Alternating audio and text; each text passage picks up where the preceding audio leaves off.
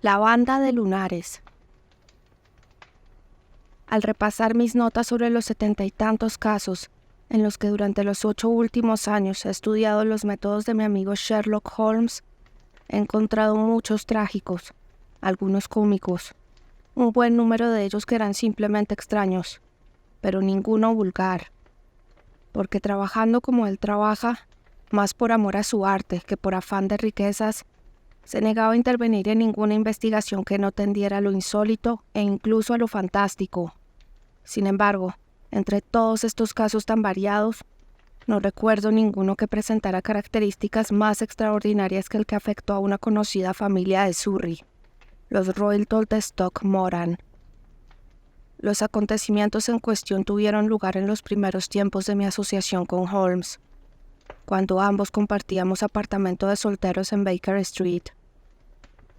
Podría haberlo dado a conocer antes, pero en su momento se hizo una promesa de silencio, de la que no me he visto libre hasta el mes pasado, debido a la premura muerte de la dama a quien se le hizo la promesa.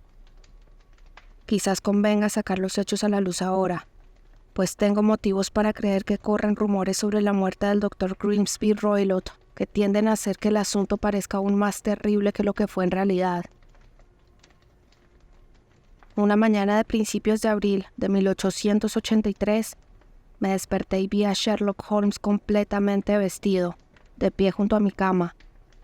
Por lo general se levantaba tarde, y en vista de que el reloj de la repisa solo marcaba las 7:15, le miré parpadeando con cierta sorpresa, y tal vez algo de resentimiento, porque yo era persona de hábitos muy regulares. «Lamento despertarle, Watson», dijo, «pero esta mañana nos ha tocado a todos. A la señora Hudson la han despertado. Ella se desquitó conmigo y yo con usted». «¿Qué es lo que pasa? ¿Un incendio?» «No, un cliente. Parece que ha llegado una señorita en estado de gran excitación, que insiste en verme. Está guardando en la sala de estar. Ahora bien, cuando las jovencitas vagan por la metrópoli a estas horas de la mañana, despertando a la gente dormida y sacándola de la cama, hay que suponer que tienen que comunicar algo muy apremiante. Si resultara ser un caso interesante, estoy seguro de que le gustaría seguirlo desde el principio. En cualquier caso, me pareció que debía llamarle y darle la oportunidad. Querido amigo, no me lo perdería por nada del mundo. No existía para mí mayor placer que seguir a Holmes en todas sus investigaciones y admirar las repetidas deducciones, tan veloces como si fueran intuiciones, pero siempre fundadas en la base lógica, con las que desentrañaba los problemas que se le planteaban. Me vestí a toda prisa y a los pocos minutos estaba listo para acompañar a mi amigo a la sala de estar. Una dama vestida de negro y con el rostro cubierto con un espeso velo estaba sentada junto a la ventana y se levantó al entrar nosotros. «Buenos días, señora», dijo Holmes animadamente. «Me llamo Sherlock Holmes. Este es mi íntimo amigo y colaborador, el Dr. Watson, ante el cual puedo hablar con tanta libertad como ante mí mismo. Ajá, me alegro de comprobar que la señora Hudson ha tenido el buen sentido de encender el fuego. Por favor, acérquese a él y pediré que le traigan una taza de chocolate, pues veo que está usted temblando». «No es el frío lo que me hace temblar», dijo la mujer en voz baja, cambiando de asiento como se le sugería. «¿Qué es entonces?» «El miedo, señor Holmes, el terror». Al hablar, alzó su velo, y pudimos ver que efectivamente se encontraba en un lamentable estado de agitación, los ojos inquietos y asustados, como los de un animal acosado. Sus rasgos y su figura correspondían a una mujer de 30 años, pero su cabello presentaba prematuras manchas grises, y su expresión denotaba fatiga y agobio. Sherlock Holmes la examinó de arriba abajo, con una de sus miradas rápidas que lo veían todo.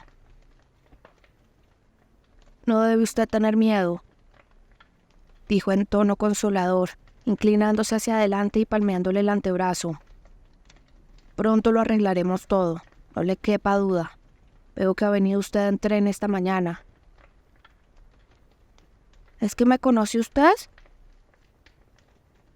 No, pero estoy viendo la mitad de un billete de vuelta en la palma de su guante izquierdo. Ha salido usted muy temprano y todavía ha tenido que hacer un largo trayecto en coche descubierto, por caminos accidentados antes de llegar a la estación. La dama se estremeció violentamente y se quedó mirando con asombro a mi compañero. No hay misterio alguno, querida señora, explicó Holmes sonriendo. La manga izquierda de su chaqueta tiene salpicaduras de barro nada menos que en 7 sitios. Las manchas aún están frescas. Solo en un coche descubierto podría haberse salpicado así, y eso solo si venía sentada a la izquierda del cochero. Sean cuales sean sus razones, ha acertado usted en todo, dijo ella. Salí de casa antes de las 6. Llegué a Leatherhead a las 6:20. Cogí el primer tren a Waterloo. Señor, ya no puedo aguantar más esta tensión. Me volveré loca de seguir así. No tengo a nadie a quien recurrir. Solo hay una persona que me aprecia, y el pobre no sería de gran ayuda. He oído hablar de usted, señor Holmes. Me habló de usted la señora Farintosh, a la que usted ayudó cuando se encontraba en un grave apuro. Ella me dio su dirección.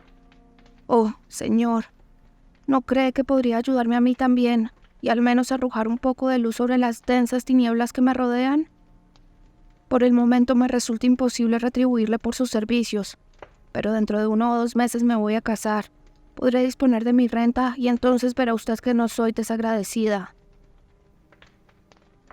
Holmes se dirigió a su escritorio, lo abrió y sacó un pequeño fichero que consultó a continuación.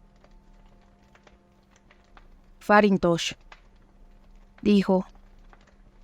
Ah, sí, ya me acuerdo del caso. Giraba en torno a una tiara de ópalo.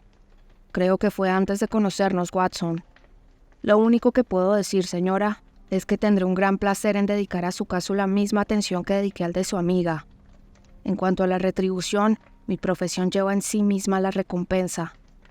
Pero es usted libre de sufragar los gastos en que yo pueda incurrir, cuando le resulte más conveniente. Y ahora, le ruego que nos exponga todo lo que pueda servirnos de ayuda para formarnos una opinión sobre el asunto.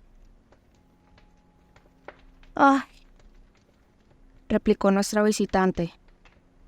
El mayor horror de mi situación consiste en que mis temores son tan inconcretos y mis sospechas se basan por completo en detalles tan pequeños y que a otra persona le parecerían triviales, que hasta el hombre a quien, entre todos los demás, tengo derecho a pedir ayuda y consejo, considera todo lo que le digo fantasías de una mujer nerviosa. No lo dice así, pero puedo darme cuenta por sus respuestas consoladoras y sus ojos esquivos. Pero he oído decir, señor Holmes, que usted es capaz de penetrar en las múltiples maldades del corazón humano. Usted podrá indicarme cómo caminar entre los peligros que me amenazan. Soy todo oído, señora. Me llamo Helen Stoller y vivo con mi padrastro, último superviviente de una de las familias sajonas más antiguas de Inglaterra, los Roylott de Stoke Moran, en el límite occidental de Surrey. Holmes asintió con la cabeza. El nombre me resulta familiar, dijo. En otro tiempo la familia era una de las más ricas de Inglaterra, y sus propiedades se extendían más allá de los límites del condado, entrando por el norte de Berkshire y por el oeste de Hampshire. Sin embargo, en el siglo pasado hubo 4 herederos seguidos de carácter disoluto y derrochador, y un jugador completó, en tiempos de la regencia, la ruina de la familia.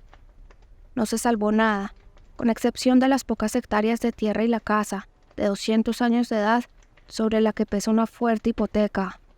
Allí arrastró su existencia el último señor, viviendo la vida miserable de un mendigo aristócrata, pero su único hijo, mi padrastro, comprendiendo que debía adaptarse a las nuevas condiciones, consiguió un préstamo de un pariente que le permitió estudiar medicina, y emigró a Calcuta, donde gracias a su talento profesional y a su fuerza de carácter, consiguió una numerosa clientela. Sin embargo, en un arrebato de cólera provocado por una serie de robos cometidos en su casa, azotó hasta matarlo a un mayordomo indígena, y se libró por muy poco de la pena de muerte. Tuvo que cumplir una larga condena, al cabo de la cual regresó a Inglaterra, convertido en un hombre huraño y desengañado. Durante su estancia en la India, el doctor Roylott se casó con mi madre, la señora Stoner, joven viuda del general de división Stoner, de la artillería de Bengala. Mi hermana Julia y yo éramos gemelas, y solo teníamos 2 años cuando nuestra madre se volvió a casar. Mi madre disponía de un capital considerable, con una renta que no bajaba de las 1,000 libras al año, y se lo confió por entero al doctor Roylott mientras viviésemos con él, estipulando que cada una de nosotras debía recibir cierta suma anual en caso de contraer matrimonio. Mi madre falleció poco después de nuestra llegada a Inglaterra, hace 8 años, en un accidente ferroviario cerca de Crewe. A su muerte, el doctor Roylott abandonó sus intentos de establecerse como médico en Londres y nos llevó a vivir con él en la mansión ancestral de Stoke Moran. El dinero que dejó mi madre bastaba para cubrir todas nuestras necesidades y no parecía existir obstáculo a nuestra felicidad. Pero aproximadamente por aquella época, nuestro padrastro experimentó un cambio terrible. En lugar de hacer amistades e intercambiar visitas con nuestros vecinos, que al principio se alegraron muchísimo de ver a un Roylott de Stoke Moran instalado de nuevo en la vieja mansión familiar, se encerró en la casa sin salir casi nunca, a no ser para enzarzarse en furiosas disputas con cualquiera que se cruzase en su camino. El temperamento violento, rayano en la manía, parece ser hereditario en los varones de la familia, y en el caso de mi padrastro creo que se intensificó a consecuencia de su larga estancia en el trópico. Provocó varios incidentes bochornosos, 2 de los cuales terminaron en el juzgado, y acabó por convertirse en el terror del pueblo, de quien todos huían al verlo acercarse, pues tiene una fuerza extraordinaria y es absolutamente incontrolable cuando se enfurece. La semana pasada tiró al herrero del pueblo al río, por encima del pretil, y solo a base de pagar todo el dinero que pude reunir, conseguí evitar una nueva venganza pública. No tiene ningún amigo, a excepción de los gitanos errantes, y a estos vagabundos les da permiso para acampar en las pocas hectáreas de tierra cubierta de zarpas que componen la finca familiar, aceptando a cambio la hospitalidad de sus tiendas y marchándose a veces con ellos durante semanas enteras. También le apasionan los animales indios, que le envió un contacto en las colonias, y en la actualidad tiene un guepardo y un babuino que se pasean en libertad por sus tierras y que los aldeanos temen casi tanto como a su dueño. Con esto que le digo podrá usted imaginar que mi pobre hermana Julia y yo no llevamos una vida de placeres. Ningún criado quiere servir en nuestra casa, y durante mucho tiempo hicimos nosotras todas las labores domésticas. Cuando murió no tenía más que 30 años, y sin embargo su cabello ya empezaba a blanquear, igual que el mío. ¿Entonces su hermana ha muerto? Murió hace 2 años, y es de su muerte de lo que vengo a hablarle. Comprenderá usted que llevando la vida que he descrito, teníamos pocas posibilidades de conocer gente de nuestra misma edad y posición. Sin embargo, teníamos una tía soltera, hermana de mi madre, la señorita Honoria Westphale, que vive cerca de Harrow, y de vez en cuando se nos permitía hacerle breves visitas. Julia fue a su casa por Navidad, hace 2 años, y allí conoció a un comandante de infantería de marina retirado, al que se prometió en matrimonio. Mi padrastro se enteró del compromiso cuando regresó mi hermana, y no puso objeciones a la boda. Pero menos de 15 días antes de la fecha fijada para la ceremonia, ocurrió el terrible suceso que me privó de mi única compañera. Sherlock Holmes había permanecido recostado en su butaca con los ojos cerrados y la cabeza apoyada en un cojín, pero al oír esto entreabrió los párpados y miró de frente a su interlocutora. Le ruego que sea precisa en los detalles, dijo. Me resulta muy fácil, porque tengo grabados a fuego en la memoria todos los acontecimientos de aquel espantoso periodo. Como ya le he dicho, la mansión familiar es muy vieja, y en la actualidad solo un ala está habitada. Los dormitorios de esta ala se encuentran en la planta baja, y las salas en el bloque central del edificio. El primero de los dormitorios es el del doctor Roylott, el segundo el de mi hermana y el tercero el mío. No están comunicados, pero todos dan al mismo pasillo. ¿Me explico con claridad? Perfectamente. Las ventanas de los 3 cuartos dan al jardín. La noche fatídica, el doctor Roylott se había retirado pronto, porque sabíamos que no se había acostado, porque a mi hermana le molestaba el fuerte olor de los cigarros indios que solía fumar. Por eso dejó su habitación y vino a la mía, donde se quedó bastante rato, hablando sobre su inminente boda. A las 11 se levantó para marcharse, pero en la puerta se detuvo y se volvió para mirarme. «Dime, Helen», dijo, «¿has oído a alguien silbar en medio de la noche?» «Nunca», respondí. «¿No podría ser tú que silbas mientras duermes?» «Desde luego que no. ¿Por qué?» «Porque las últimas noches he oído claramente un silbido bajo, a eso de las 3 de la madrugada. Tengo el sueño muy ligero y siempre me despierta. No podría decir de dónde procede. Quizás del cuarto de al lado, tal vez del jardín. Se me ocurrió preguntarte por si tú también lo habías oído». «No, no lo he oído. Deben de ser esos terribles gitanos que hay en la huerta». «Probablemente. Sin embargo, si suena en el jardín, me extraña que tú no lo hayas oído también». «Es que yo tengo el sueño más pesado que tú». «Bueno, en cualquier caso no tiene gran importancia». Me dirigió una sonrisa, cerró la puerta y pocos segundos después oí su llave girar en la cerradura. «Caramba», dijo Holmes. «¿Tenían la costumbre de cerrar siempre la puerta con llave por la noche?» «Siempre». «¿Por qué?» «Creo haber mencionado que el doctor tenía sueltos un guepardo y un babuino. No nos sentíamos seguras sin la puerta cerrada». «Es natural. Por favor, prosiga con su relato». «Aquella noche no pude dormir. Sentía la vaga sensación de que nos amenazaba una desgracia. Como recordará, mi hermana y yo éramos gemelas, y ya sabe lo sutiles que son los lazos que atan a dos almas tan estrechamente unidas. Fue una noche terrible. El viento aullaba en el exterior y la lluvia caía con fuerza sobre las ventanas. De pronto, entre el estruendo de la tormenta, se oyó el grito desgarrador de una mujer aterrorizada. Supe que era la voz de mi hermana. Salté de la cama, me envolví en un chal y salí corriendo al pasillo. Al abrir la puerta me pareció oír un silbido, como el que había descrito mi hermana, y pocos segundos después de un golpe metálico, como si se hubiese caído un objeto de metal. Mientras yo corría por el pasillo se abrió la cerradura del cuarto de mi hermana, y la puerta giró lentamente sobre sus goznes. Me quedé mirando horrorizada, sin saber lo que iría a salir por ella. A la luz de la lámpara del pasillo vi que mi hermana aparecía en el hueco, con la cara lívida de espanto y las manos extendidas en petición de socorro.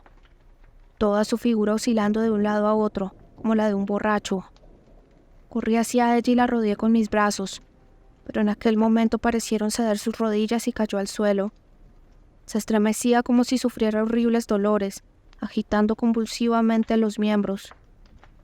Al principio creí que no me había reconocido, pero cuando me incliné sobre ella gritó de pronto, con una voz que no olvidaré jamás: «Dios mío, Helen, ha sido la banda de lunares». Quiso decir algo más y señaló con el dedo en dirección al cuarto del doctor, pero una nueva convulsión se apoderó de ella y ahogó sus palabras. Corrí llamando a gritos a nuestro padrastro y me tropecé con él, que salía en bata de su habitación. Cuando llegamos junto a mi hermana, ésta ya había perdido el conocimiento, y aunque él le vertió brandy por la garganta y mandó llamar al médico del pueblo, todos los esfuerzos fueron en vano, porque poco a poco se fue apagando y murió sin recuperar la conciencia. Este fue el espantoso final de mi querida hermana. «Un momento», dijo Holmes. «¿Está usted segura de lo del silbido y el sonido metálico? ¿Podría jurarlo?» Eso mismo me preguntó el juez de instrucción del condado durante la investigación. Estoy convencida de que lo oí. Entre el fragor de la tormenta y los crujidos de una casa vieja, podría haberme equivocado. ¿Estaba vestida su hermana? No, estaba de camisón. En la mano derecha se encontró el extremo chamuscado de una cerilla y en la izquierda una caja de fósforos, lo cual demuestra que encendió una cerilla y miró a su alrededor cuando se produjo la alarma. Eso es importante. ¿Y a qué conclusiones llegó el juez de instrucción?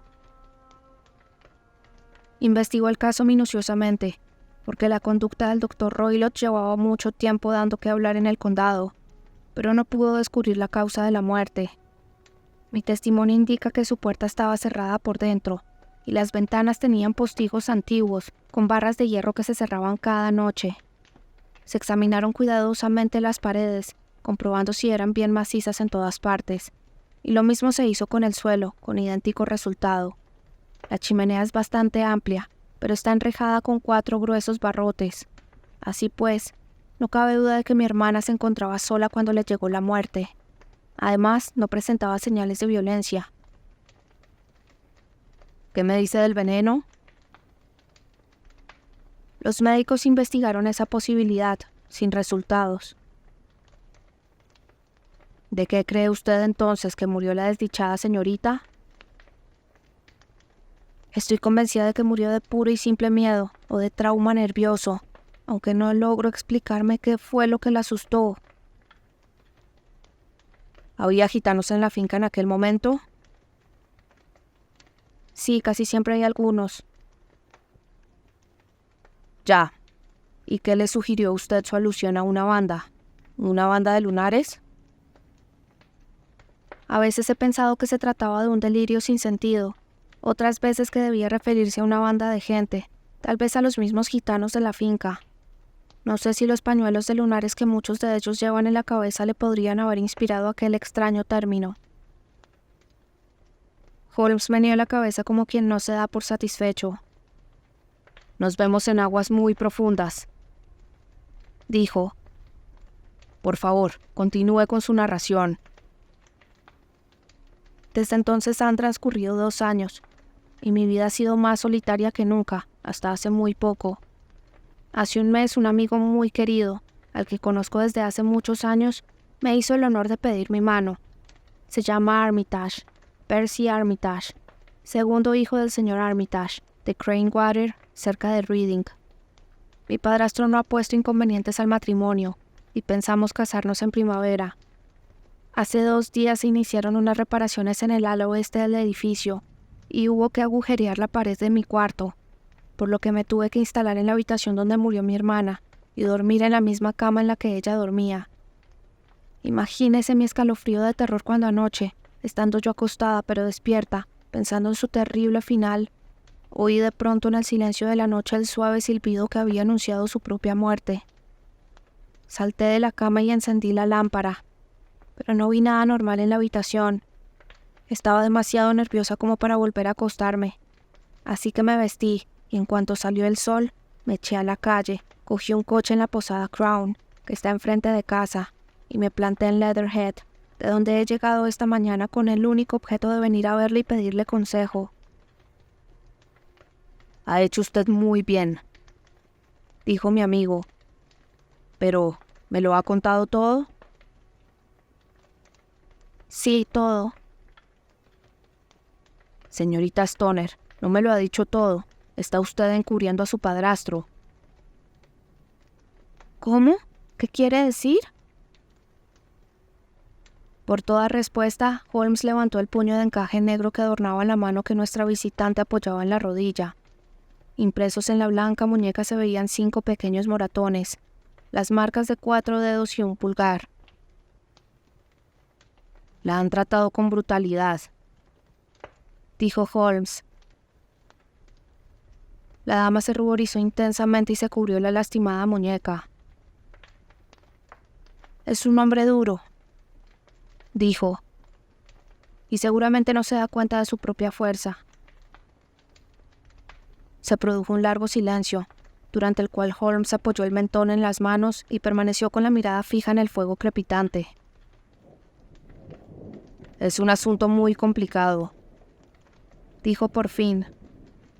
Hay 1000 detalles que me gustaría conocer antes de decidir nuestro plan de acción, pero no podemos perder un solo instante. Si nos desplazáramos hoy mismo a Stockmoran, ¿no sería posible ver esas habitaciones sin que entrase su padrastro? Precisamente dijo que hoy tenía que venir a Londres por algún asunto importante.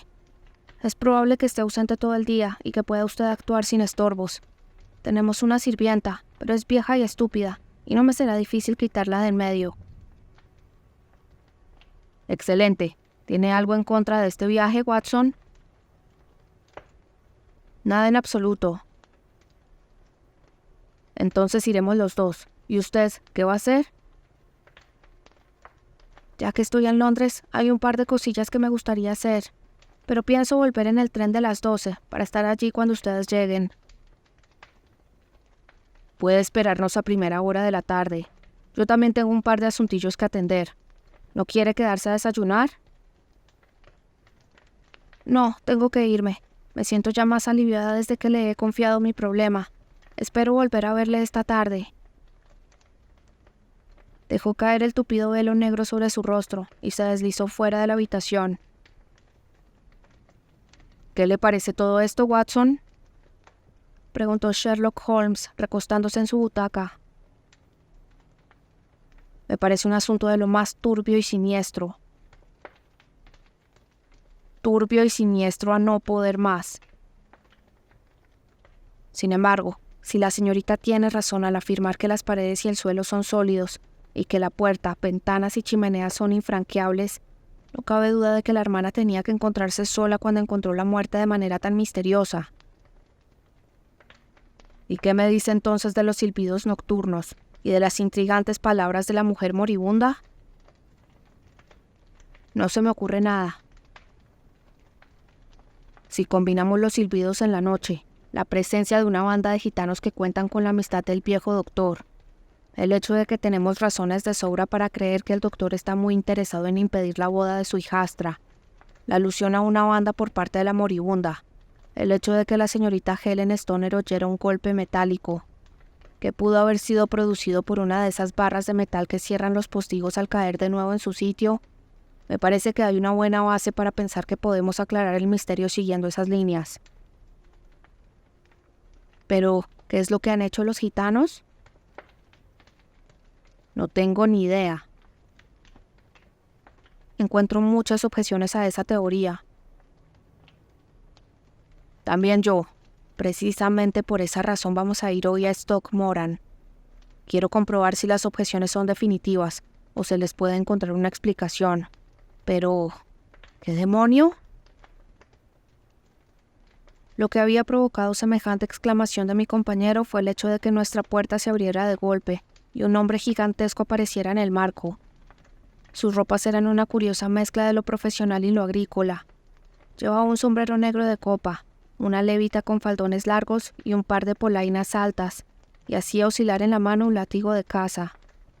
Era tan largo que su sombrero rozaba el montante de la puerta, y tan ancho que la llenaba de lado a lado.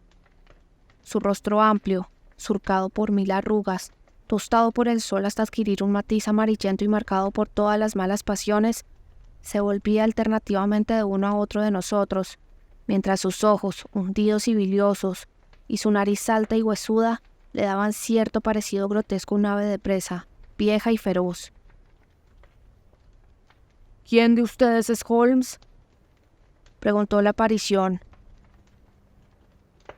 Ese es mi nombre, señor, pero me lleva usted ventaja, respondió mi compañero muy tranquilo. Soy el doctor Grimsby Roylott, de Stoke Moran. Ah, ya, dijo Holmes suavemente. Por favor, tome asiento, doctor. No me da la gana. Mi hijastra ha estado aquí, la he seguido. ¿Qué le ha estado contando? Hace algo de frío para esta época del año, dijo Holmes. ¿Qué le ha contado?, gritó el viejo, enfurecido. Sin embargo, he oído que la cosecha de azafrán se presenta muy prometedora, continuó mi compañero, imperturbable. ¡Ah! Con que se desentiende de mí, dijo nuestra visita, dando un paso adelante y esgrimiendo su látigo de caza. Ya lo conozco, granuja. He oído hablar de usted. Usted es Holmes, el entrometido. Mi amigo sonrió. Holmes el me toma en todo. La sonrisa se ensanchó. Holmes, el correveidile de Scotland Yard. Holmes soltó una risita cordial. Su conversación es de lo más amena, dijo. Cuando se vaya, cierre la puerta, porque hay una cierta corriente. Me iré cuando haya dicho lo que tengo que decir. No se atreva a meterse en mis asuntos. Me consta que la señorita Stoner ha estado aquí. La he seguido. Soy un hombre peligroso para quien me fastidia. Fíjese. Dio un rápido paso adelante, cogió el atizafuego y lo curvó con sus enormes manazas morenas. Procure mantenerse fuera de mi alcance. Rugió y, arrojando el hierro doblado a la chimenea, salió de la habitación a grandes zancadas. Parece una persona muy simpática, dijo Holmes echándose a reír. Yo no tengo su corpulencia, pero si se hubiera quedado le habría podido demostrar que mis manos no son mucho más débiles que las suyas. Y diciendo esto recogió el atizador de hierro y en un súbito esfuerzo volvió a enderezarlo. Pensar que ha tenido la insolencia de confundirme con el cuerpo oficial de policía. No obstante, este incidente añade interés personal a la investigación, y solo espero que nuestra amiga no sufra las consecuencias de su imprudencia al dejar que esta bestia le siguiera los pasos. Y ahora, Watson, pediremos el desayuno y después daré un paseo hasta Doctor's Commons, donde espero obtener algunos datos que nos ayuden en nuestra tarea. Era casi la 1 cuando Sherlock Holmes regresó de su excursión. Traía en la mano una hoja de papel azul, repleta de cifras y anotaciones. He visto el testamento de la esposa fallecida, dijo. Para determinar el valor exacto, me he visto obligado a averiguar los precios actuales de las inversiones que en él figuran. La renta total, que en la época en que murió la esposa era casi de 1.100 libras, en la actualidad, debido al descenso de los precios agrícolas, no pasa de las 750. En caso de contraer matrimonio, cada hija puede reclamar una renta de 250. Es evidente, por lo tanto, que si las dos chicas se hubieran casado, este payaso se quedaría a 2 velas, y con que solo se casara una ya notaría un bajón importante. El trabajo de esta mañana no ha sido en vano, ya que ha quedado demostrado que el tipo tiene motivos de los más fuertes para tratar de impedir que tal cosa ocurra. Y ahora, Watson, la cosa es demasiado grave como para andar perdiendo el tiempo, especialmente si tenemos en cuenta que el viejo ya sabe que nos interesamos por sus asuntos. Así que, si usted está dispuesto, llamaremos a un coche para que nos lleve a Waterloo. Le agradecería mucho que se metiera el revólver en el bolsillo. Un Ellie número 2 es un excelente argumento para tratar con caballeros que pueden hacer nudos con un atizador de hierro. Eso, y un cepillo de dientes, creo yo, es todo lo que necesitamos. En Waterloo tuvimos la suerte de coger un tren a Leatherhead, y una vez allí alquilamos un coche en la posada de la estación, y recorrimos 4 o 5 millas por los encantadores caminos de Surrey. Era un día verdaderamente espléndido, con un sol resplandeciente y unas cuantas nubes algodonosas en el cielo. Los árboles y los setos de los lados empezaban a echar los primeros brotes, y el aire olía agradablemente a tierra mojada. Para mí, al menos, existía un extraño contraste entre la dulce promesa de la primavera y la siniestra intriga en la que nos habíamos implicado. Mi compañero iba sentado en la parte delantera, con los brazos cruzados, el sombrero caído sobre los ojos y la barbilla hundida en el pecho, sumido aparentemente en los más profundos pensamientos. Pero de pronto se incorporó, me dio un golpecito en el hombro y señaló hacia los prados. «Mire allá», dijo. Un parque con abundantes árboles se extendía en suave pendiente, hasta convertirse en bosque cerrado en su punto más alto. Entre las ramas sobresalían los frontones grises y el alto tejado de una mansión muy antigua. «¿Stock Moran?», preguntó. «Sí, señor. Esta es la casa del Dr. Grimsby Roylott», confirmó el cochero. «Veo que están haciendo obras», dijo Holmes. «Es allí donde vamos». «El pueblo está allí», dijo el cochero, señalando un grupo de tejados que se veían a cierta distancia a la izquierda. Pero si quieren ustedes ir a la casa, les resultará más corto por esa escalerilla de la cerca y luego por el sendero que atraviesa el campo. Allí, por donde está paseando la señora. Y me imagino que dicha señora es la señorita Stoner, comentó Holmes, haciendo visera con la mano sobre los ojos. Sí, creo que lo mejor es que hagamos lo que usted dice.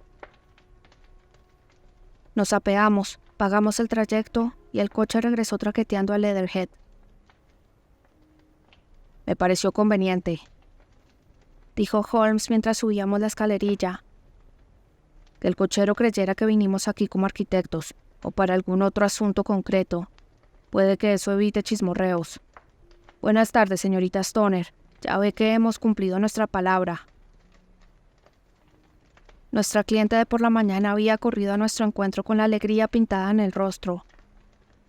Les he estado esperando ansiosamente, exclamó, estrechándonos afectuosamente las manos.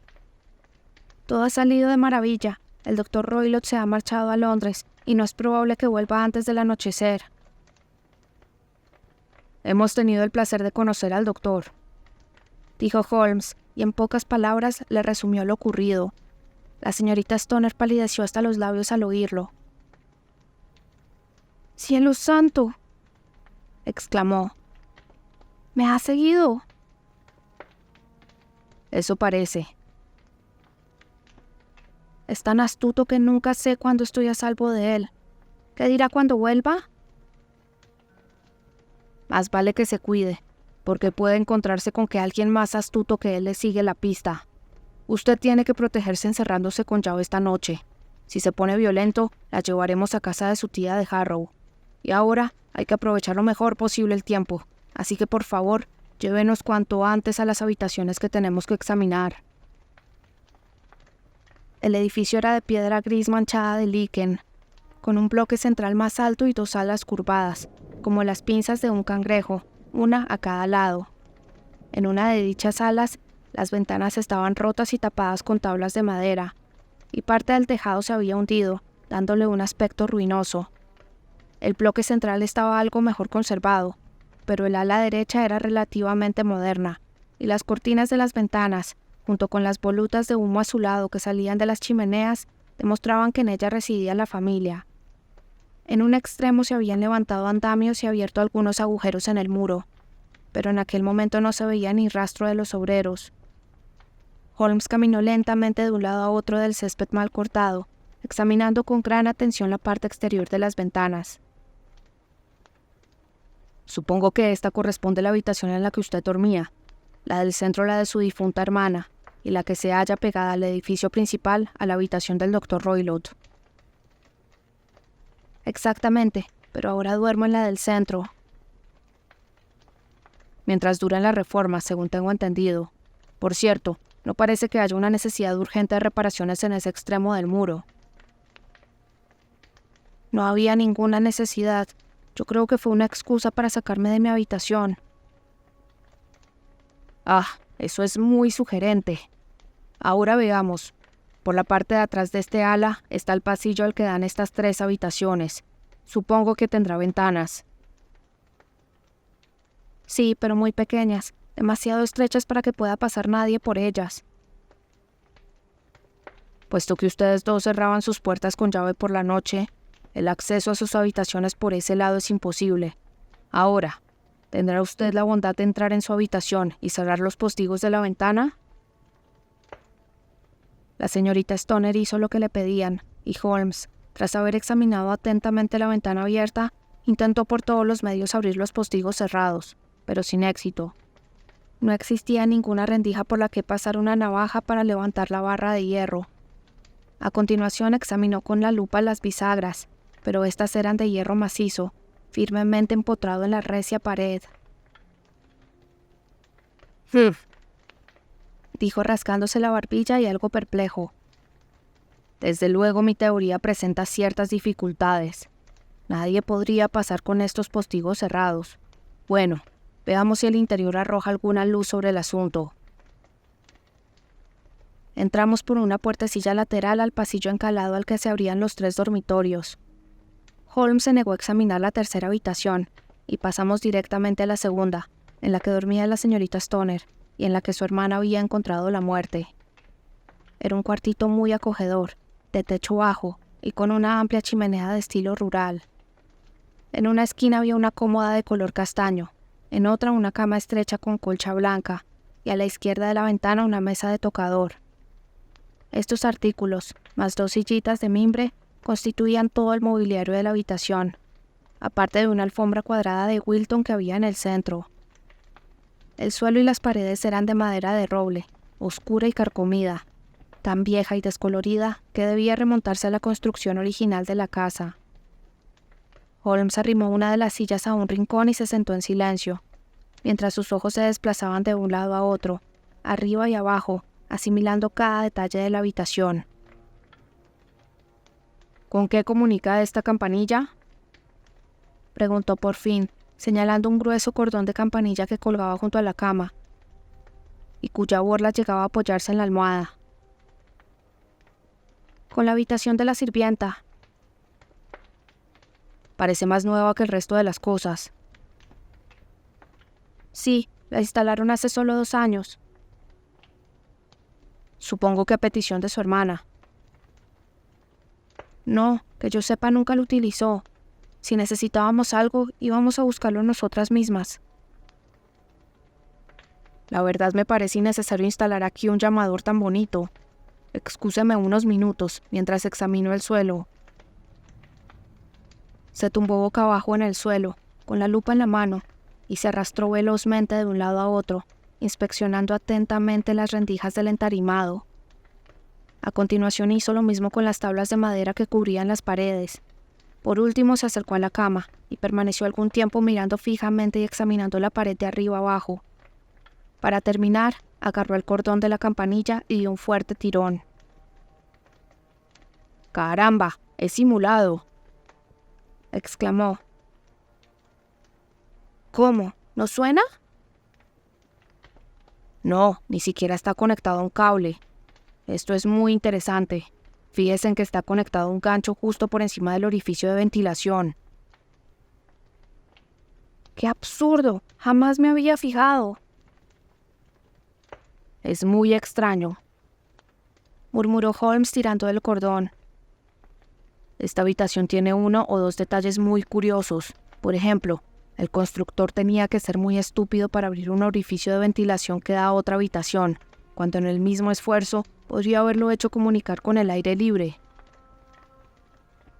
Eso también es bastante moderno, dijo la señorita.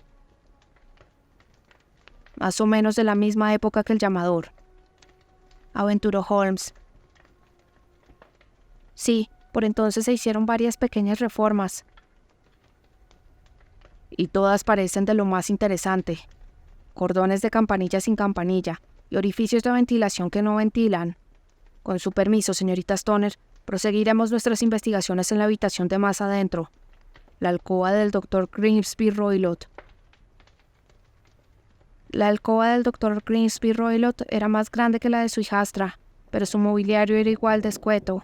Una cama turca, una pequeña estantería de madera llena de libros, en su mayoría de carácter técnico, una butaca junto a la cama, una vulgar silla de madera arrimada a la pared, una mesa camilla y una gran caja fuerte de hierro eran los principales objetos que saltaban a la vista. Holmes recorrió despacio la habitación, examinándolos todos en el más vivo interés. ¿Qué hay aquí?, preguntó, golpeando con los nudillos la caja fuerte. Papeles de negocios de mi padrastro. Entonces es que ha mirado usted dentro. Solo una vez, hace años. Recuerdo que estaba llena de papeles.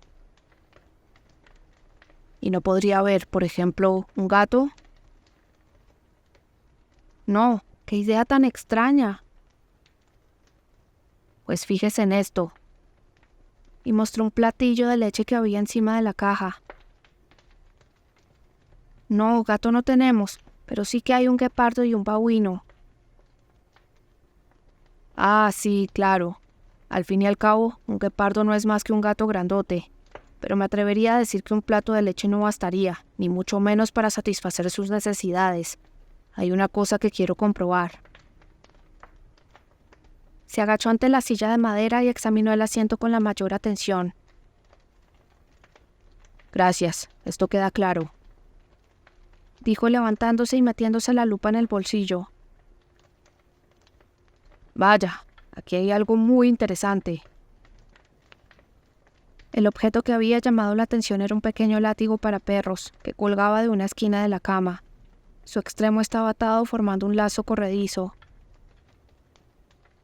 ¿Qué le sugiere esto, Watson?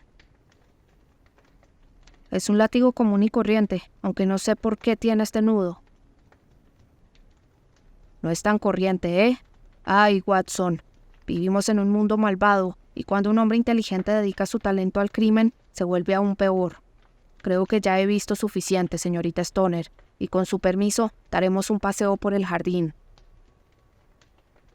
Jamás había visto a mi amigo con un rostro tan sombrío y un ceño tan fruncido como cuando nos retiramos del escenario de la investigación.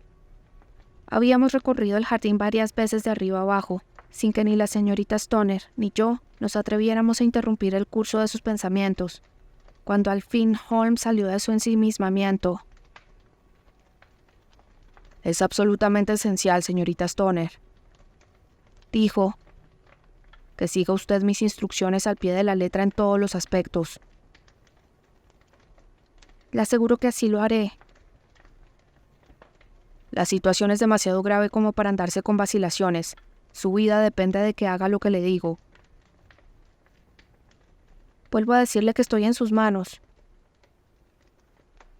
Para empezar, mi amigo y yo tendremos que pasar la noche en su habitación. Tanto la señorita Stoner como yo le miramos asombrados. Sí, es preciso. Deje que le explique. Aquello de allá creo que es la posada del pueblo, ¿no? Sí, el Crown.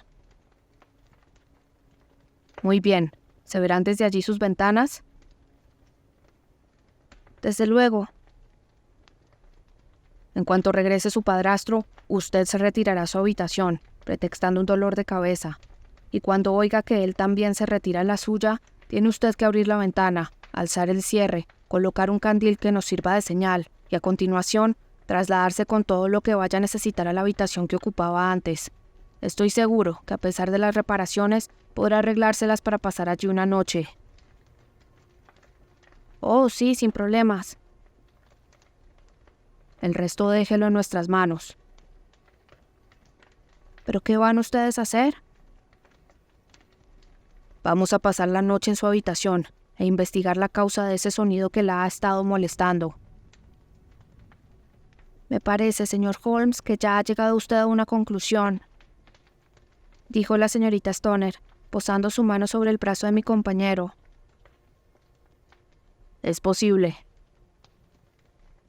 Entonces, por compasión, dígame qué ocasionó la muerte de mi hermana. Prefiero tener pruebas más terminantes antes de hablar. Al menos podrá decirme si mi opinión es acertada y murió de un susto. No, no lo creo. Creo que es probable que existiera una causa más tangible. Y ahora, señorita Stoner, tenemos que dejarla, porque si regresa el doctor Roylott y nos viera, nuestro viaje habría sido en vano. Adiós y sea valiente, porque si hace lo que le he dicho, puede estar segura de que no tardaremos en librarla de los peligros que la amenazan. Sherlock Holmes y yo no tuvimos dificultades para alquilar una alcoba con sala de estar en el Crown. Las habitaciones se encontraban en la planta superior, y desde nuestra ventana gozábamos de una espléndida vista de la entrada a la avenida y del ala deshabitada de la mansión de Stoke Moran. Al atardecer vimos pasar en un coche al doctor Grimsby Roylott, con su gigantesca figura sobresaliendo junto a la menuda figurilla del muchacho que guiaba el coche. El cochero tuvo cierta dificultad para abrir las pesadas puertas de hierro, y pudimos oír el áspero rugido del doctor y ver la furia con que agitaba los puños cerrados, amenazándolo.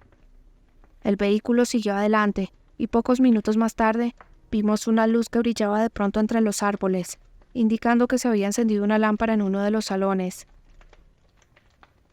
¿Sabe usted, Watson?, dijo Holmes mientras permanecíamos sentados en la oscuridad. Siento ciertos escrúpulos de llevarle conmigo esta noche.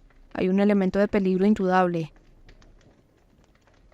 ¿Puedo servir de alguna ayuda? Su presencia puede resultar decisiva. Entonces iré sin duda alguna. Es usted muy amable. Dice usted que hay peligro. Evidentemente, ha visto usted en esas habitaciones más de lo que pude ver yo. Eso no, pero supongo que yo habré deducido unas pocas cosas más que usted. Imagino, sin embargo, que vería usted lo mismo que yo.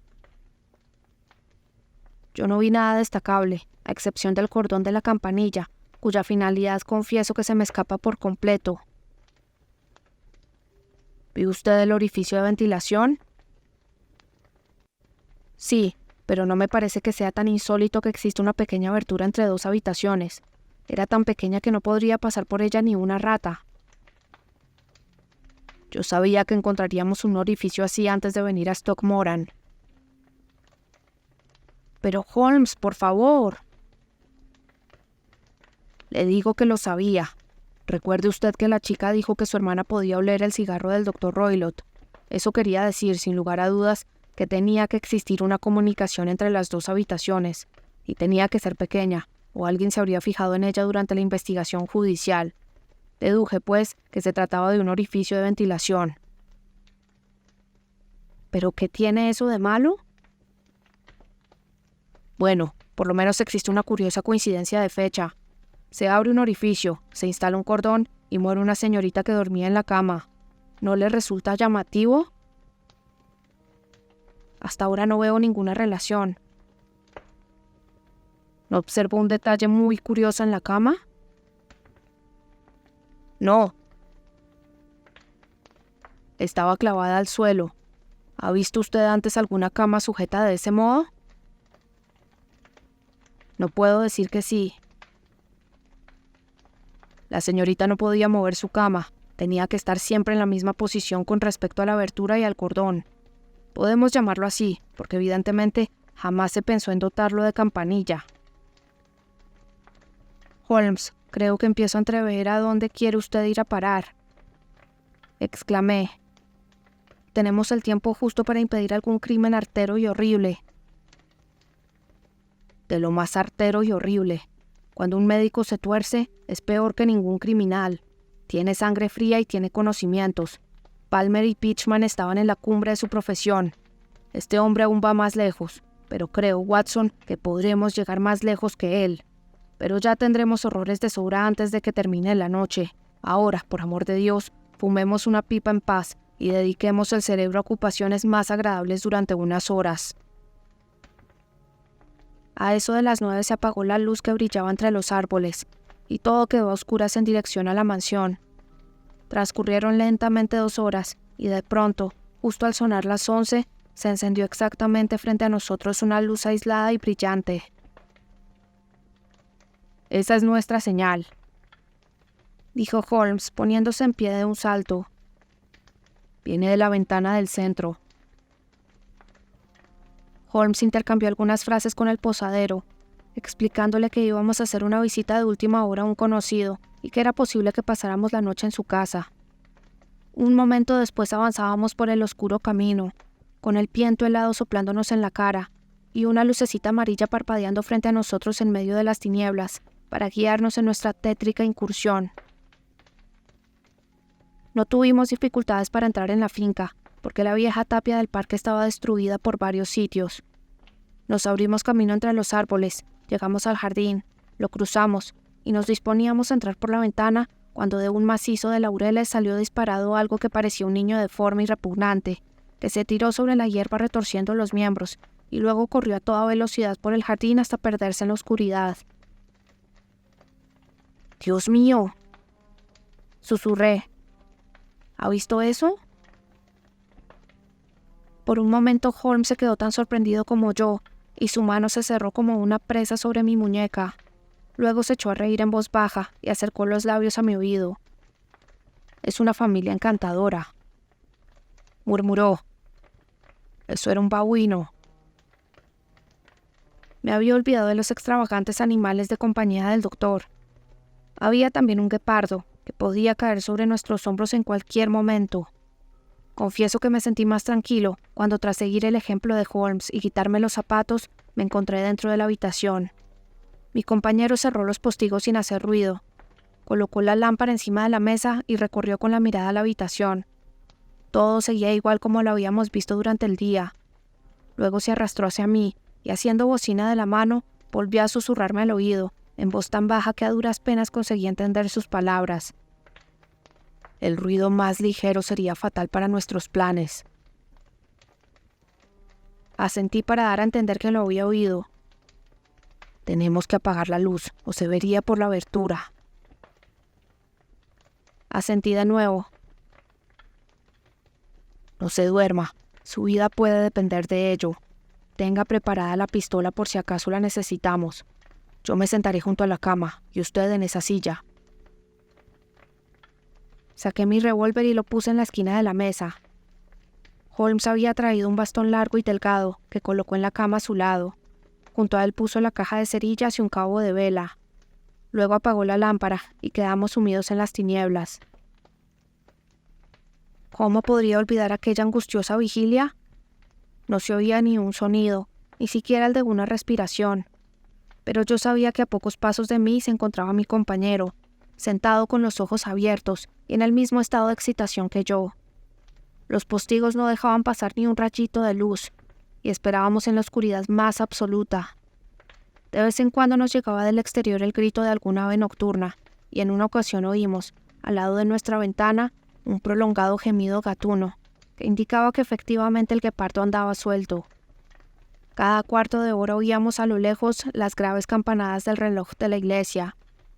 ¡Qué largos parecían aquellos cuartos de hora!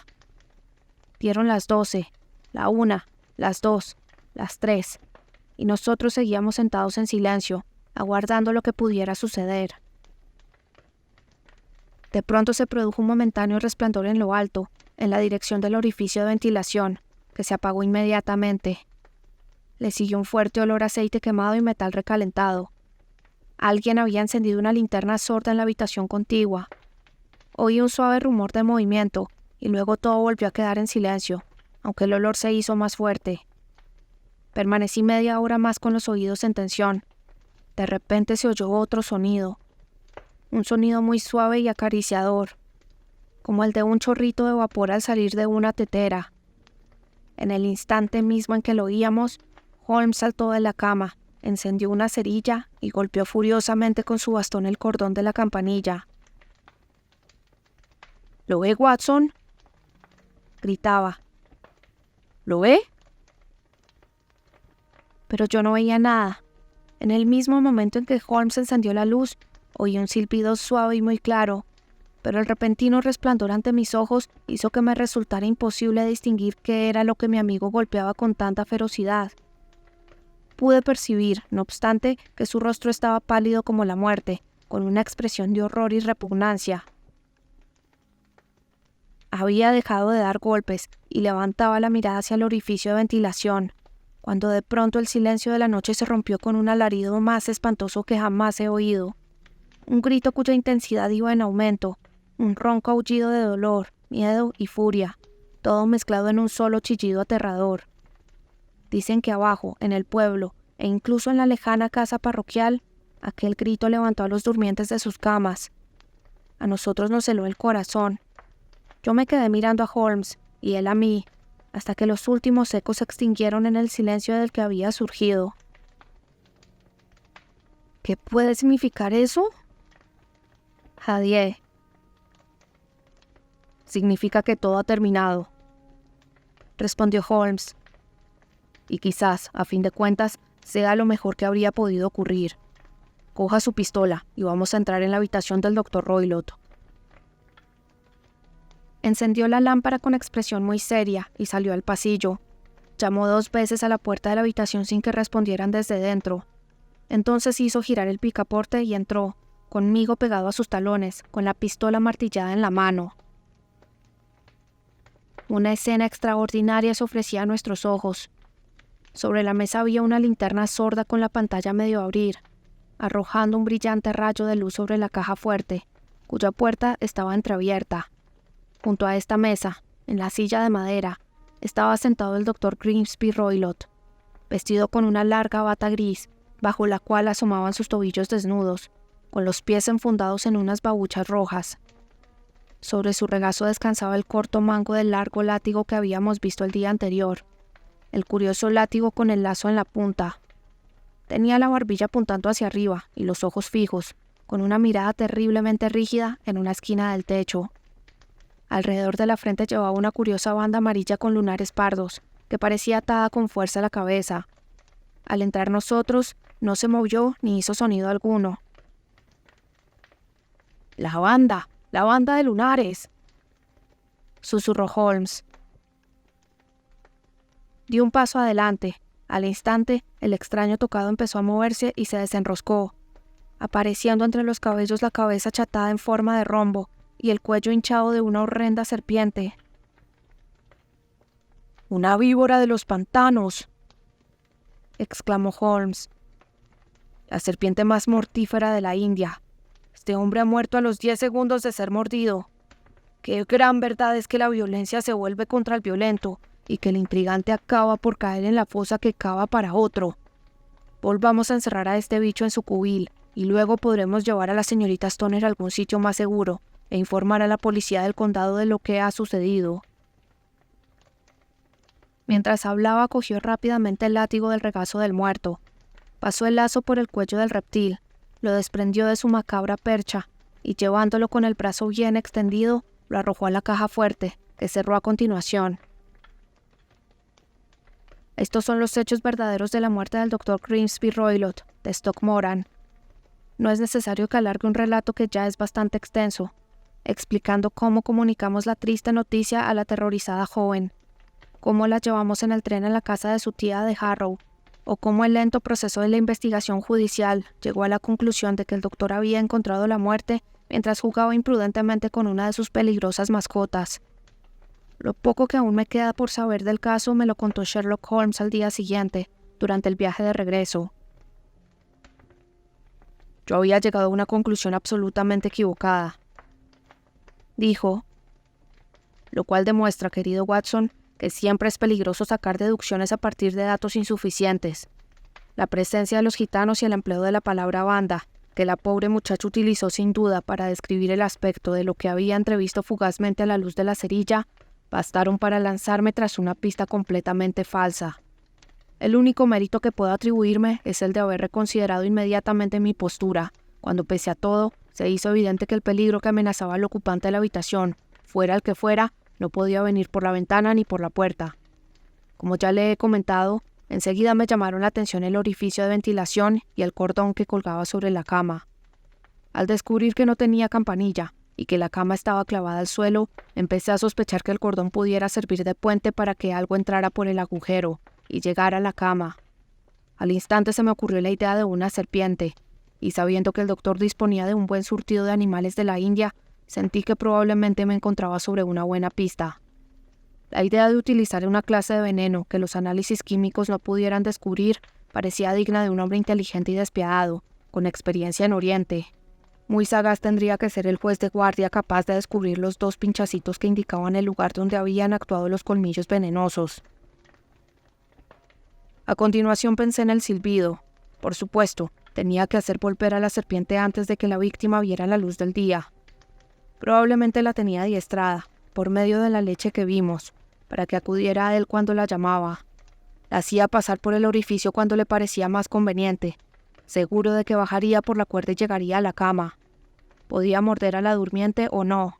Es posible que ésta se librase todas las noches durante una semana, pero tarde o temprano tenía que caer. Había llegado yo a estas conclusiones antes de entrar en la habitación del doctor. Al examinar su silla, comprobé que tenía la costumbre de ponerse en pie sobre ella. Evidentemente tenía que hacerlo para llegar al respiradero. La visión de la caja fuerte, el plato de leche y el látigo con lazo bastó para disipar las pocas dudas que pudieran quedarme. El golpe metálico que oyó la señorita Stoner lo produjo sin duda el padrastro al cerrar apresuradamente la puerta de la caja fuerte, tras meter dentro a su terrible ocupante. Una vez formada mi opinión, ya conoce usted las medidas que adopté para ponerla a prueba. Oí el silbido del animal, como sin duda lo oyó usted también, y al momento encendí la luz y lo ataqué. Con el resultado de que volvió a meterse por el respiradero. Y también con el resultado de que una vez al otro lado se volvió contra su amo. Algunos golpes de mi bastón habían dado en el blanco, y la serpiente debía estar de muy mal humor, así que atacó a la primera persona que vio. No cabe duda de que soy responsable indirecto de la muerte del Dr. Grimsby Roylott, pero confieso que es muy poco probable que mi conciencia se sienta abrumada por ello.